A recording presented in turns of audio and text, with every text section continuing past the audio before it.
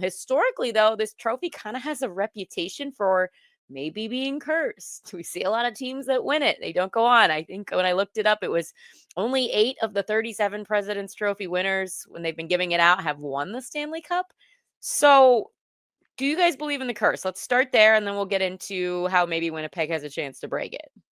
Mm.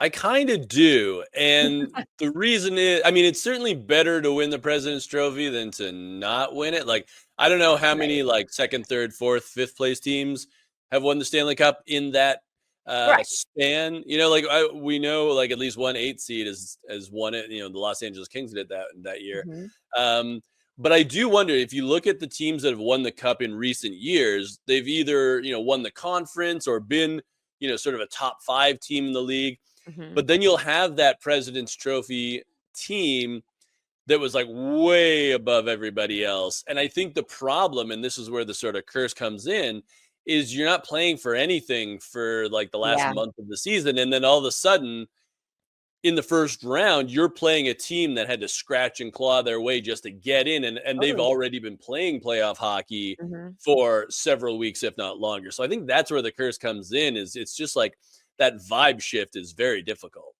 Yeah, Totally you agree. mentioned 8 of 37 President's Trophy winners have gone or not or have won the cup, but Yeah, exactly. also 8 have gone out in the first round. So you basically have the same odds Mhm. of winning the cup or going out in the first round. And I think Yikes. Ryan nails it on the head here. The fact that you're playing a team that, you said scratching and clawing and is having to play their best hockey at the end of the year, that is a factor. And the other factor is, how many weak teams make the playoffs anymore? Like, there's not an True, easy true. series. Like, Yep.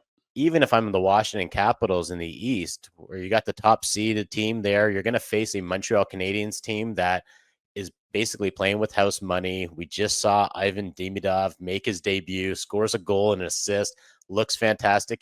He gets Mm. added to that roster. So if I'm Washington, I'm going, okay, maybe I don't want to be the number one seed anymore, because that Montreal team, especially with how great that Bell Center crowd is, that looks like just a disaster waiting to happen. So I agree with Ryan that, it's less about the President's Trophy winner. It's more about the fact that they're not playing high stakes hockey at this time of year, and you're running up against an opponent that is having to play its best hockey.